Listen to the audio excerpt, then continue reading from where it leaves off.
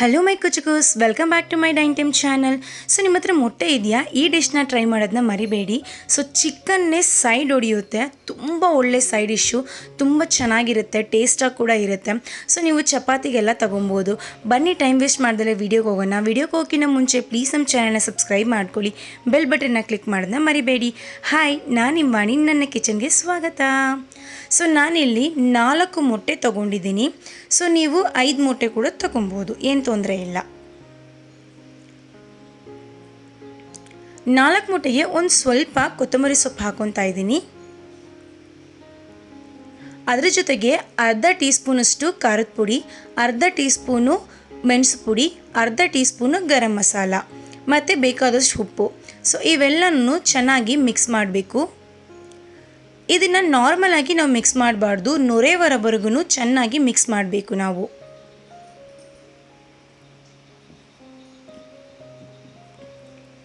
ಸೈಡಲ್ಲೆಲ್ಲ ನೊರೆ ಬರೋದು ಕಾಣಿಸ್ತಿದೆಯಾ?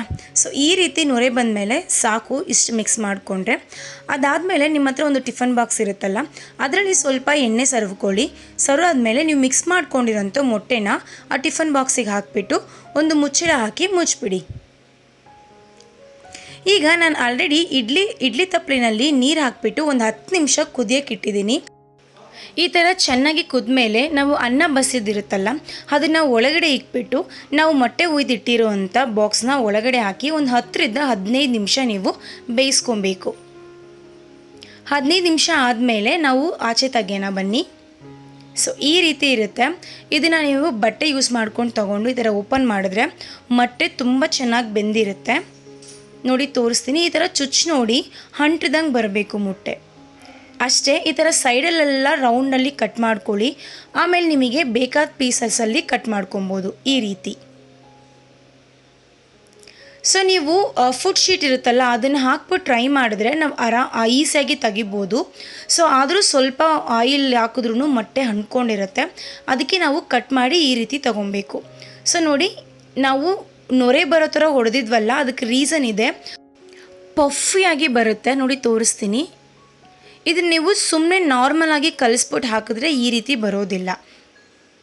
ಎಷ್ಟು ಚೆನ್ನಾಗಿ ಬೆಂದಿದೆ ನೋಡಿ. ಅಷ್ಟೇ, ಬನ್ನಿ ಇವಾಗ ರೆಡಿ ಮಾಡ್ಕೊಳ್ಳೋಣ. ನಾನೊಂದು ಪ್ಯಾನಲ್ಲಿ ಒಂದು 2 ಟೇಬಲ್ ಸ್ಪೂನಷ್ಟು ಆಯಿಲ್ ಬಿಟ್ಕೊತೀನಿ. ಇದರಲ್ಲಿ ಅರ್ಧ ಟೀ ಸ್ಪೂನಷ್ಟು ಸಾಸಿವೆ ಸಿಡಿದ ನಂತರ ಒಂದು 1/4 ಟೀ ಸ್ಪೂನಷ್ಟು ಸೋಂಬು, ಒಂದು 1/4 ಟೀ ಸ್ಪೂನಷ್ಟು ಜೀರಾ. ಸೊ ಇವೆಲ್ಲನೂ ಚೆನ್ನಾಗಿ ಸಿಡಿಯೋಕ್ಕೆ ವೆಯ್ಟ್ ಮಾಡಿ. ಅದಾದ ನಂತರ ಕರ್ಬೇವಿನ ಸೊಪ್ಪು ಹಾಕ್ಬಿಟ್ಟು ಚೆನ್ನಾಗಿ ಫ್ರೈ ಮಾಡ್ಕೊಳ್ಳಿ. ಈಗ ನಾನು 2 ಈರುಳ್ಳಿನ ಮೀಡಿಯಮ್ ಆಗಿ ಚಾಪ್ ಮಾಡಿಟ್ಟಿದ್ದೀನಿ, ಅದನ್ನು ಹಾಕ್ಕೊತಾ ಇದ್ದೀನಿ. ಸೊ ಈರುಳ್ಳಿ ಚೆನ್ನಾಗಿ ಬೇಯೋವರೆಗೂ ವೆಯ್ಟ್ ಮಾಡಿ. ನೋಡಿ, ಈ ರೀತಿ ಬೆಂದರೆ ಸಾಕು ಈರುಳ್ಳಿ. ಅದಾದಮೇಲೆ ಒಂದು ಸಣ್ಣ ಟೊಮೊಟೊ ಹಣ್ಣು ಈ ಥರ ಹಚ್ಕೊಂಡಿದ್ದೀನಿ, ಅದು ಬೇಯಬೇಕು, ವೆಯ್ಟ್ ಮಾಡಿ. ಟೊಮೊಟೊ ಹಣ್ಣು ಚೆನ್ನಾಗಿ ಬೆಂದಿದೆ. ಈಗ ನಾವು ಮಸಾಲ ಆ್ಯಡ್ ಮಾಡೋಣ. ಸೊ ನೀವು ಫ್ಲೇಮ್ನ ಲೋವಲ್ಲಿ ಇಟ್ಕೊಂಬಿಡಿ. ಈಗ ನಾನು 1 ಟೀ ಸ್ಪೂನಷ್ಟು ಖಾರದ ಪುಡಿ, ಅರ್ಧ ಟೀ ಸ್ಪೂನಷ್ಟು ಗರಂ ಮಸಾಲ, 1 ಟೀ ಸ್ಪೂನಷ್ಟು ಪೆಪ್ಪರ್ ಪೌಡರ್, ಹೀಗೆ 1 ಟೀ ಸ್ಪೂನಷ್ಟು ಕೊರಿಯಾಂಡರ್ ಪೌಡರ್ ಅಂದರೆ ಧನಿಯಾ ಪುಡಿ, ಇಷ್ಟನ್ನು ಹಾಕಿ ಲೋ ಫ್ಲೇಮಲ್ಲೇ ಒಂದು ಸರಿ ಮಿಕ್ಸ್ ಮಾಡ್ಕೊಳ್ಳಿ.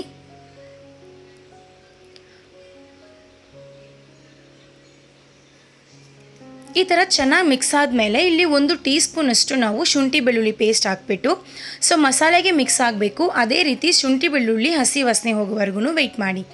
ಈಗ ಆಗಿದೆ. ಅದಾದ ನಂತರ ಒಂದು ಅರ್ಧ ಗ್ಲಾಸಷ್ಟು ನೀರು ಹಾಕ್ಬಿಟ್ಟು ನಾವು ಮಸಾಲೆ ಹಸಿ ವಾಸನೆ ಹೋಗಬೇಕು, ಅದಕ್ಕೋಸ್ಕರ ಇಲ್ಲಿ ಅರ್ಧ ಗ್ಲಾಸಷ್ಟು ನೀರು ಹಾಕಿ ಒಂದು 2 ನಿಮಿಷ ನಾವು ಚೆನ್ನಾಗಿ ಬೇಯಿಸಬೇಕು. ಜೊತೆಗೆ ಬೇಕಾದಷ್ಟು ಉಪ್ಪು ಹಾಕ್ಬಿಟ್ಟು ಮುಚ್ಚಳ ಹಾಕ್ಬಿಟ್ಟು ಒಂದು 2 ನಿಮಿಷ ಬೇಯಿಸ್ಬಿಡಿ. ನೋಡಿ, 2 ನಿಮಿಷ ಆದ ನಂತರ ಈಗ ಬೇಯಿಸ್ಬೇಕಾದ್ರೆ ನೀವು ಮೀಡಿಯಮ್ ಫ್ಲೇಮಲ್ಲಿ ಇಟ್ಕೊಬೋದು. 2 ನಿಮಿಷ ಆದಮೇಲೆ ನಾವು ಕಟ್ ಮಾಡ್ಕೊಂಡಿರೋಂಥ ಮೊಟ್ಟೆನ ಹಾಕಿಬಿಟ್ಟು ಚೆನ್ನಾಗಿ ಮಿಕ್ಸ್ ಮಾಡ್ಕೊಬೇಕು ಈ ರೀತಿ.